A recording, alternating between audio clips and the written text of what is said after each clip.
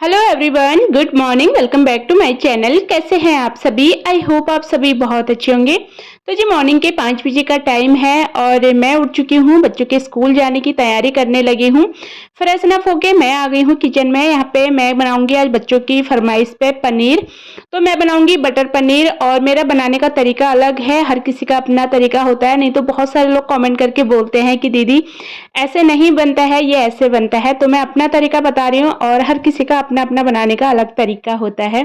तो आपसे कहूँगी मेरे तरीके से एक बार ज़रूर ट्राई करिए। बहुत ज़्यादा अच्छा लगेगा आपके बच्चों को भी और आपके घर में सभी लोगों को। बिल्कुल सिंपल तरीके से बना रही हूँ क्योंकि मॉर्निंग का टाइम ऐसा होता है, हम हाउस वाइफ्स के पास बिल्कुल भी टाइम नहीं होता। तो मॉर्निंग में हम लोग कुछ ऐसी चीज़ें चूज़ करते हैं जिससे हमारा काम बहुत जल्दी निपट जाए और खाने में टेस्ट भी ना दुगना हो। तो बस मेरी भी वही कोशिश रहती है कि मैं काम टाइम से निपटा लूँ और खाने का टेस्ट मेरे बच्चों को और मेरे हस्बैंड यानी कि सबको काफ़ी पसंद आए। तो यहाँ पे देखिए बटर पनीर बनाने के लिए मैंने चॉपिंग कर ली है। मैंने एक बड़ा साइज़ का प्याज़ लिया था और 2 छोटे थे टमाटर, तो 2 टमाटर लिए थे। दोनों को एक साथ मैंने काट लिया और लहसुन भी एक साथ, तीनों चीज़ों को ना चॉपर में मैंने एक साथ ही चॉप कर लिया है। पनीर की मैंने छोटी-छोटी स्लाइसेस बनाई हैं क्योंकि बच्चों के लिए, स्कूल के लिए छोटी-छोटी स्लाइसेस अच्छी होती है, उनको खाने में ईज़ी होता है। दूसरी साइड हम लगा लेंगे तड़का। तड़के के लिए मैंने लिया है बटर या फिर आप देसी घी ले सकते हैं।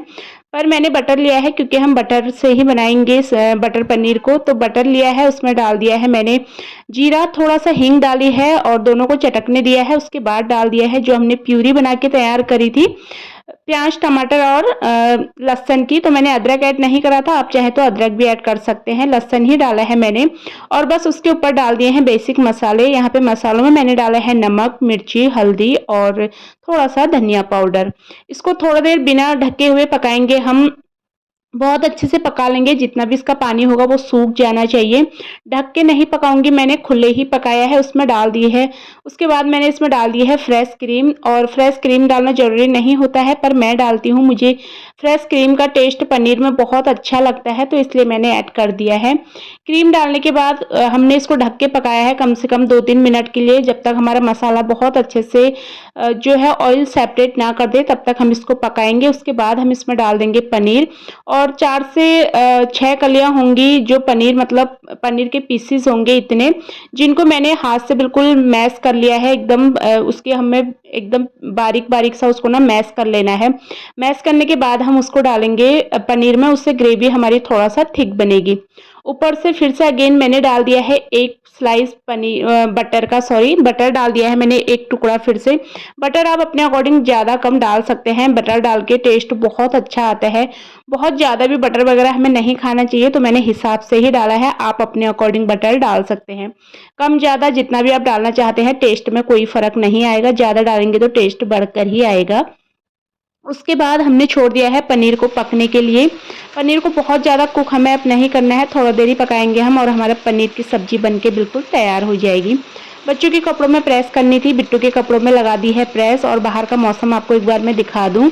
जब से मैं उठी हूँ बाहर लगातार बारिश हो रही है और बारिश ने सच में बहुत ज़्यादा अति कर दी है। बहुत ज़्यादा बारिश हो रही है, थमने का नाम नहीं ले रही। बहुत ज़्यादा नुकसान हो रहा है बारिश की वजह से। तो बस ऐसी है। और मौसम देहरादून का इतना ज़्यादा ठंडा हो गया है ना, पंखे के बिना भी काम चल रहा है। इतनी ज़्यादा ठंडा मौसम हो गया है और बिना पंखे के बिना हमें पतली वाली चादर वगैरह ओढ़ने की ज़रूरत हो रही है। तो ऐसा यहाँ का मौसम हो रहा है। अभी भी देखिए बारिश लगी हुई थी और बारिश के बाद जो बाहर का व्यू आता है ना, देखने लायक होता है, बहुत अच्छा लगता है। तो देखिए इस तरीके का मौसम हमारे वहाँ पे हो रहा है। और आपके वहाँ पे कितनी गर्मी है, कितनी बरसात है, मुझे कमेंट करके आप ज़रूर बताइएगा। तो चलिए मौसम वगैरह एंजॉय कर लिया है, अब चलते हैं किचन की तरफ। और बच्चों के टिफ़िन में मुझे पनीर के साथ देने हैं पराठे, और पनीर की सब्ज़ी के साथ ना पराठों का टेस्ट अच्छा जाता है। बिल्कुल सिंपल से पराठे मैं यहाँ पे सेक लूँगी बच्चों के लिए। ट्रायंगल में मैं पराठे बना रही हूँ और अक्रिस का तो स्कूल का मेन्यू होता है, उसी हिसाब से उसको खाना देना पड़ता है। तो उसके स्कूल के मेन्यू में ही आज पनीर और साथ में ट्रायंगल शेप में पराठे थे तो मुझे वही बना के उनको देना था। तो मैं दोनों बच्चों के लिए सेम ही रखती हूँ खाना।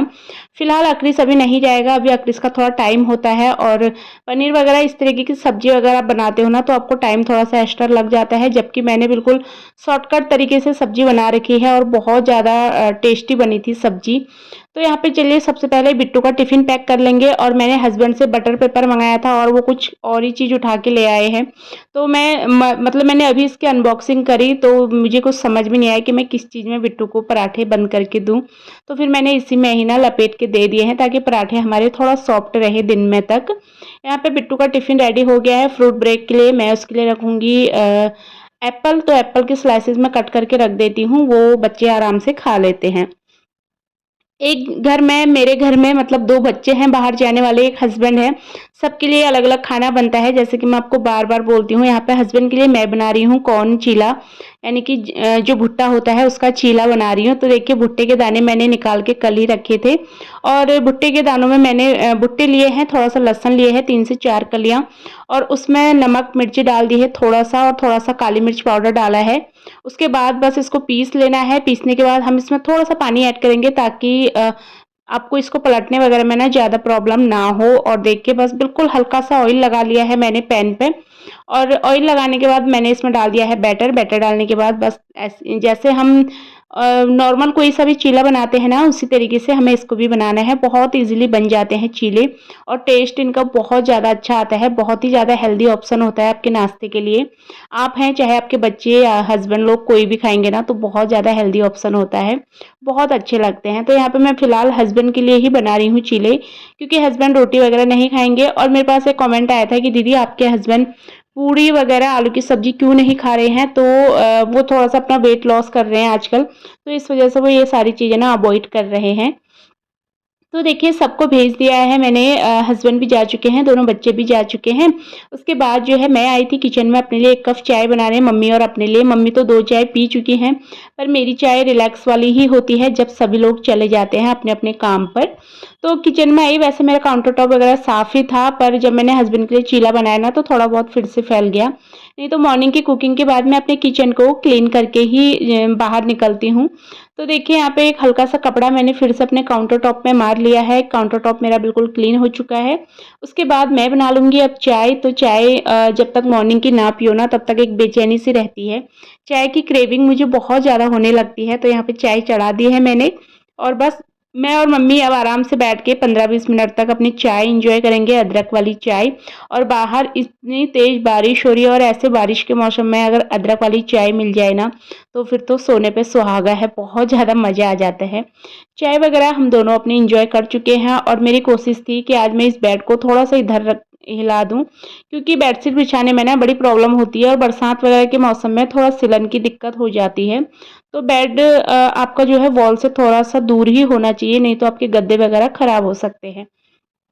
पर बहुत ज़्यादा कोशिश करने के बाद भी हम लोग फ़ेल हो गए। मैंने कोशिश करी, मम्मी ने कोशिश करी, कुछ नहीं हो पाया। ये अपनी जगह से टस से मस नहीं हुआ, क्योंकि इसमें बहुत ज़्यादा सामान फ़िल कर रखा है मैंने। मेरे बस की नहीं थी इसको हिलाना, कितनी कोशिश करी। मम्मी अभी भी बोल रही थी करते हैं, हो जाएगा। पर मेरे ना थाइज़ में दर्द होने लगता है एकदम से, तो मैंने बोला मम्मी रहने दे, मेरे बस की नहीं है। तो अब हस्बैंड आएँगे तो मैं उनकी हेल्प लेके, तो हस्बैंड के दोस्त लोग जैसे हैं ना, वो हमारे बिल्डिंग में ही रहते हैं, तो वो लोग हेल्प कर देते हैं, तो हो जाएगा, बाद में कर देंगे। फिलहाल जो है मुझे आज अपनी बेडशीट चेंज करनी थी, जल्दी से बेडशीट चेंज कर लेते हैं। और जो मैंने अपने मैट्रेस के ऊपर ये बिछा रखा है ना कवर, इसके लिए बहुत ज़्यादा आते हैं कमेंट कि आपने ये कहाँ से लिया है। तो ये मैंने ऑनलाइन परचेज़ किया था फ्लिपकार्ट से। आप फ्लिपकार्ट पे देखिए मैट्रेस का जो ये कवर आता है, ये आपको बहुत ईज़िली मिल जाएगा और बहुत ज़्यादा काम की चीज़ें होती हैं। ये वाटरप्रूफ है और बहुत ईज़िली जो है आपके गद्दों को वगैरह को ना ये सेफ रखता है। और मैं अपनी बेडशीट में गाँठ लगाती हूँ, इसके लिए भी मेरे पास कमेंट आया था कि दीदी आप बेडशीट में गाँठ क्यों लगाते हो? तो मैं आपको बता दूँ, बेडशीट पर गाँठ लगाने से ना हमारी बेडशीट बिल्कुल खिसकती नहीं है।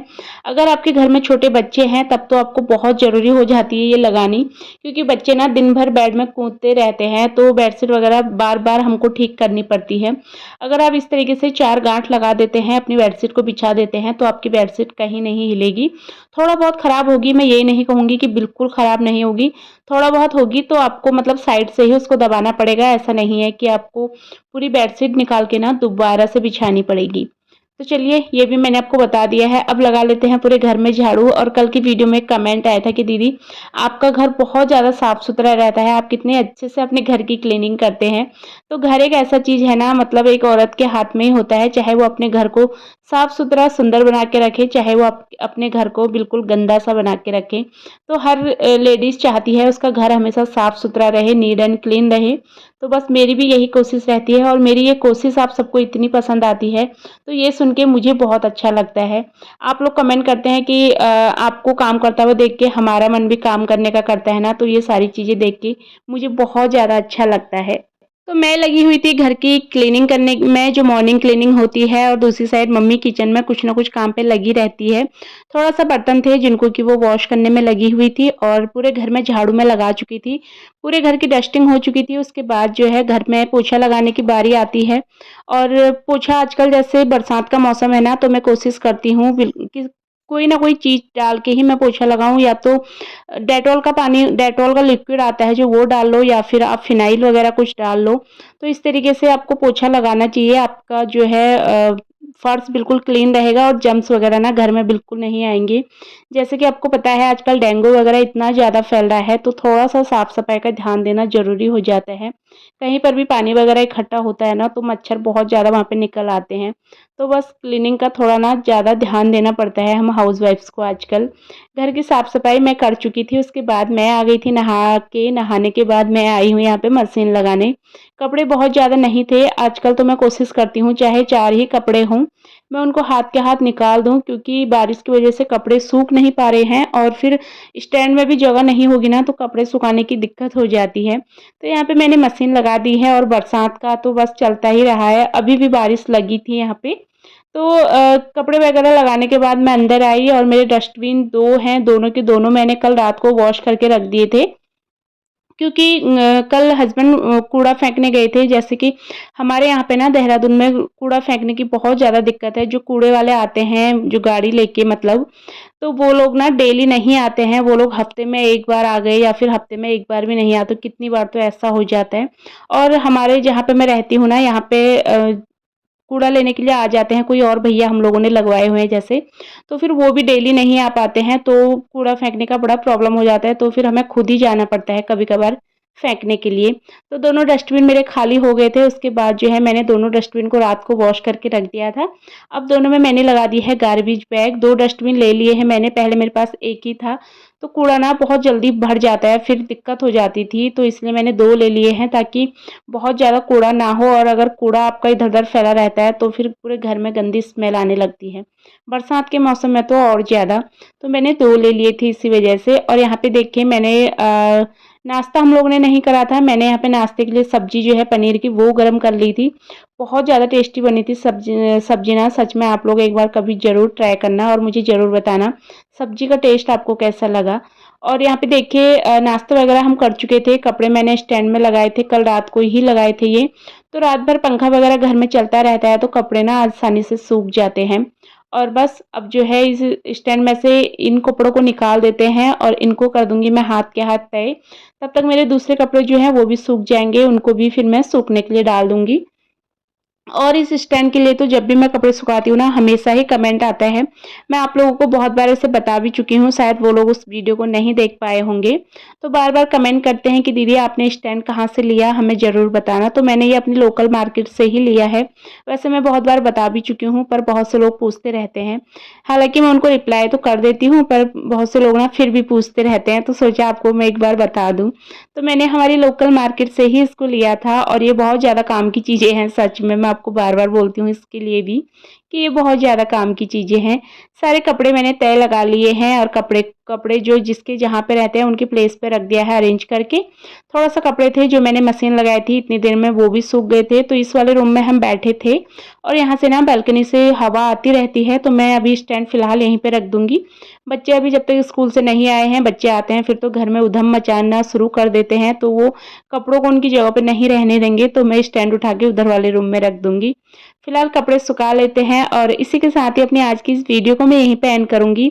उम्मीद करती हूँ आपको मेरा आज का वीडियो पसंद आया हो। वीडियो पसंद आता है तो वीडियो को लाइक करें। चैनल पे न्यू है तो चैनल को सब्सक्राइब कर लेना। मैं आपसे मिलूँगी अपनी अगली नई वीडियो में, तब तक के लिए बाय बाय।